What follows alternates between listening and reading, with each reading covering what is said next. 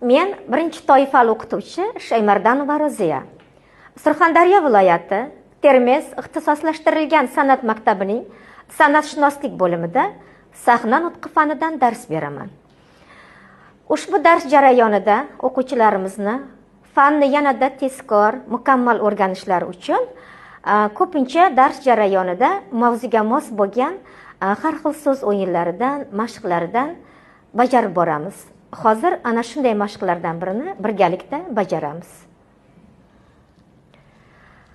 Demak, ushbu mashqimizning vazifasi, ya'ni sharti shundan iboratki, stol ustida chiptalar turibdi. Chiptalarda har bittasida bittadan mavzu tanlangan va bu mavzularda o'quvchi matnlarni davom ettirish kerak bo'ladi va bir o'quvchi aytgan so'zni ikkinchi o'quvchi takrorlamasligi kerak.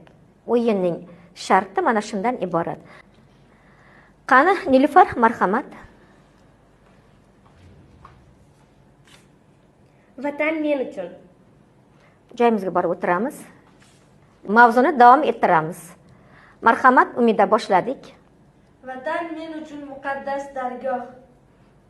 Vatan men uchun mehr. Vatan men uchun shon-u shuhratim.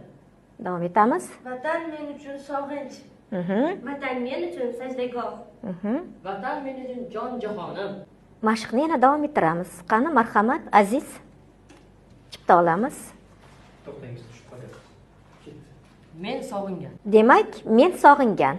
Men sog'ingan daryo, men sog'ingan tabiat, mana shunday jarayonda davom ettiramiz. O'rtada tanaffus bo'lmasligi kerak. Marhamat, boshladik. Men sog'ingan musiqa. Men sog'ingan bolalik. Aziz. Men sog'ingan yurtim. Men sog'ingan oyim yopgan issiq non. Men sog'ingan mehr. Men sog'ingan meva. Demak, ko'rib turganingizdek, bu mashqimiz o'quvchilarni fikrlashga, ijodiy boyitishga, hozir javoblikka, so'z boyligini oshirishga va xotira va diqqatini bir joyga jamlashga xizmat qiladi.